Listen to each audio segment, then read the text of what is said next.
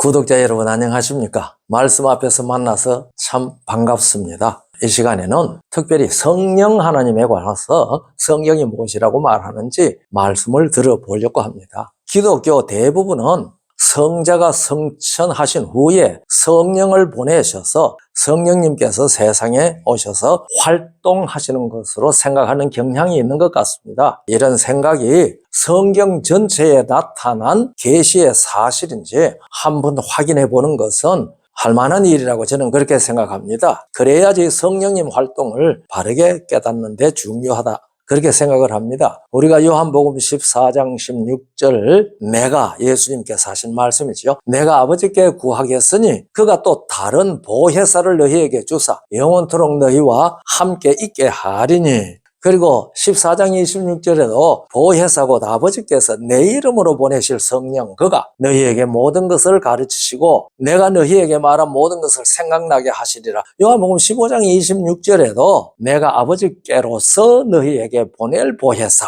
아버지께로서 나오는 진리의 성령 이렇게 얘기했죠. 요한복음 16장 7절에도 같은 말씀이 있습니다. 내가 너희에게 떠나가지 아니하면 보혜사가 너희에게로 오시지 아니할 것이요 내가 가면 그를 너희에게 보내리라 이랬거든요. 이런 말씀들을 보면은 보혜사 성령께서 예수님의 성천하신 후에 예수님의 요청으로 아버지께서 세상에 보내신 것으로 보입니다. 대부분 이렇게 생각하고 있지 않나 생각하는데요. 그런데 이 구절에 빠지지 않는 낱말이 보혜사입니다. 영원전에 여호와 사무께서 회의를 하시면서 한 분은 여호와, 한 분은 여호와의 사자, 한 분은 여호와의 신 이렇게 각각 분담을 하면서 아버지, 아들, 성령, 성령은 보혜사 이렇게 분담한 사실을 이 말씀으로 우리들은 알 수 있습니다. 예수님께서 보혜사 한 번도 앞에 말씀한 성경 구절에서 빠지지 않았죠. 보혜사라는 말은 파라클레토스인데 헬라 말로요. 이것은 옆에서 조언하는 자라는 뜻입니다. 그리고 요한 1서 2장 1절에는 이것을 우리 성경의 대언자라고 번역을 했습니다. 똑같은 파라클레토스거든요. 요즘 번역은 찾아보니까요. 변호해 주시는 분이라고 번역을 했습니다. 이 파라클레토스를요. 예수님 성천하신 후에 우리를 위하여 하나님께 우리를 대언하시고 변호하시는 직무를 수행하도록 보내심을 받았다는 것을 알 수 있습니다. 그런데 성령님은요. 이때 비로소 세상에 오신 분이 아닙니다. 이때 오신 것은 특별한 직무, 보혜사의 직무를 수행하는 일을 위하여 보내심을 받았다는 것을 알 수가 있는데요. 성령께서는 이 땅에 오시기 전에, 예수님이 오시기도 이전에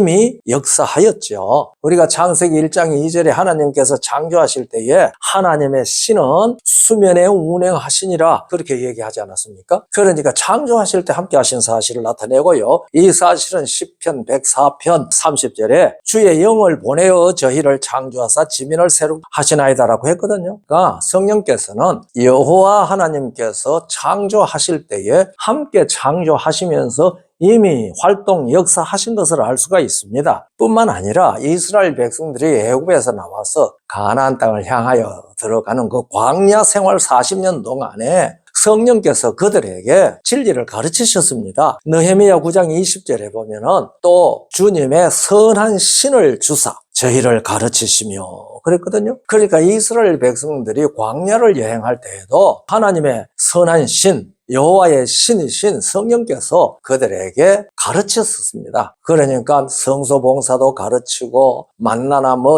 그곳에서 여호와 하나님을 섬기는 법을 이 성령께서 가르치신 것을 알 수가 있습니다. 뿐만 아니라 구약 선지자들에게 계시의 말씀을 전하시는 분도 성령이신 것을 우리들은 사도행전 28장 24절로 27절에서 알 수 있습니다. 사도 바울이 로마에 가서 집안에 구금되어 있지 않습니까? 그러나 사람을 마음대로 만날 수 있게 했거든요. 거기에서 유대인들을 청해가지고 자기가 왜 여기 오게 됐는지 그 경위를 쭉 설명을 하면서 예수님을 증거했는데 이 사람들이 도대체 알아듣지를 못합니다. 그래서 서로 맞니 안 맞니 맞지 않니 해가지고 흩어졌어요. 그러니까 흩어지는 그들에게 바울이 한 말로 한 말이 성령이 선지자 이사야로 너희 조상들에게 말씀하신 것이 옳도다. 일렀어도 이 백성에게 가서 말하기를 너희가 듣기는 들어도 도무지 깨닫지 못하며 보기는 보아도 도무지 알지 못하던도다. 이 백성들의 마음이 완악하여져서 그 귀로는 둔하게 듣고 그 눈을 감았으니 이는 눈으로 보고 귀로 듣고 마음으로 깨달아 돌아와 나의 고침을 받을까 함이라 하였으니 이렇게 말했거든요. 성령이 선지자 이사야라고 이사야에게 말씀하셨습니다. 마지막 다윗의 말 속에도 보면은 성령께서 다윗을 감동해서 이를 썼다고 기록되어 있는 것을 우리들이 봅니다. 역대상에 나오는 말씀입니다. 여호와의 심이라는 말이 개역성경 구약에는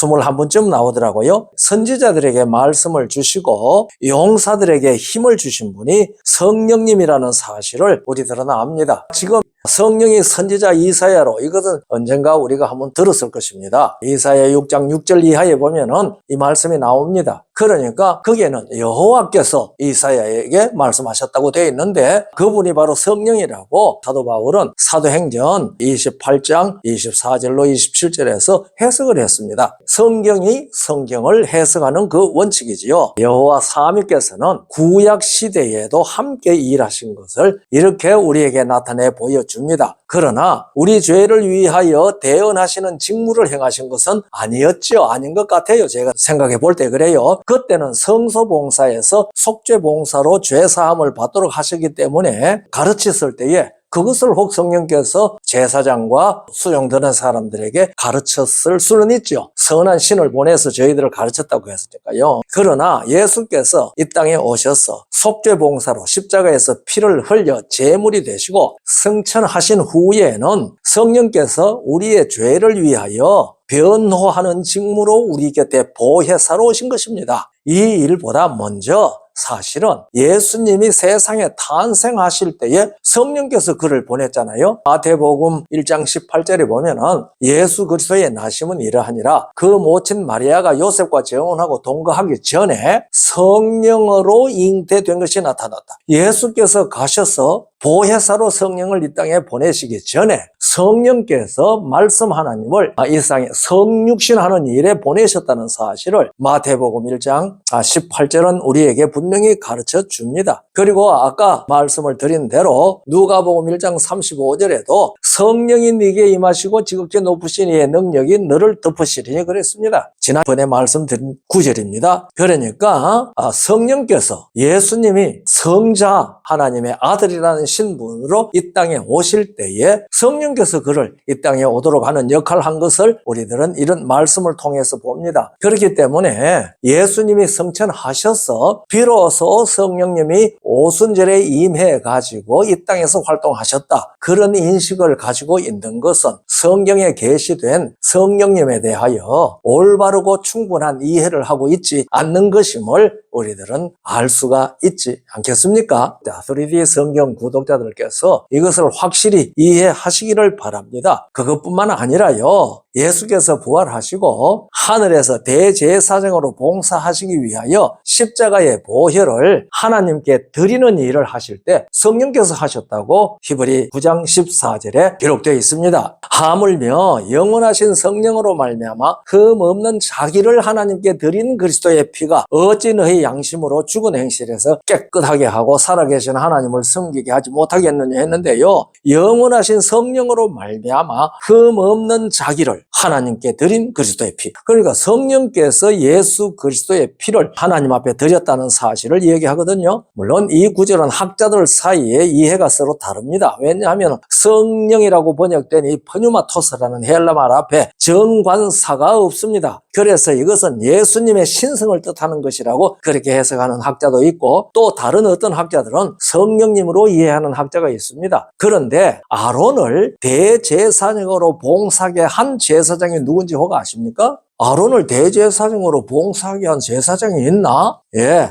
우리가 모세가 제사장입니까? 물으면 대부분 다 제사장이 아니라고 말하더라고요. 제가 물어보니까 시편 99편 6절에 보면은 그 제사장 중에는 모세와 아론이요 그랬습니다. 모세가 제사장입니다. 그 아론이 대제사장으로 봉사하도록 하나님 앞에 구별해 드린 제사장이 모세입니다. 이거 아는 사람이 너무너무 없더라고요. 예수 그리스도께서 당신의 보혈을 하나님 앞에 드려서 하늘에서 대제사장의 직무를 수행하도록 그 피를 하나님 아버지께 드린 분이 성령님이라고 히브리서 9장 14절에 기록하지 않았습니까? 그러니까 우리가 성경에 계시된 성령님에 대해 가지고 그분은 마치 아버지 하나님과 아들 하나님에게 종속된 분이라는 인식을 가지고 있다면은 삼위일체, 삼위일명 여호와 하나님에 대해서 올바른 이해를 하고 있지 못한 것이라고 생각을 합니다. 오늘은 왜 성령, 삼위 중에 성령의 위상이 어디 있는가? 거기에 대해서 성경이 가르치는 것을 우리가 살펴보았습니다. 그래서 우리가 이 성령님의 지도를 잘 따라서 성령님이 가르치시는 대로 우리가 하나님의 말씀을 올바르고 깨닫는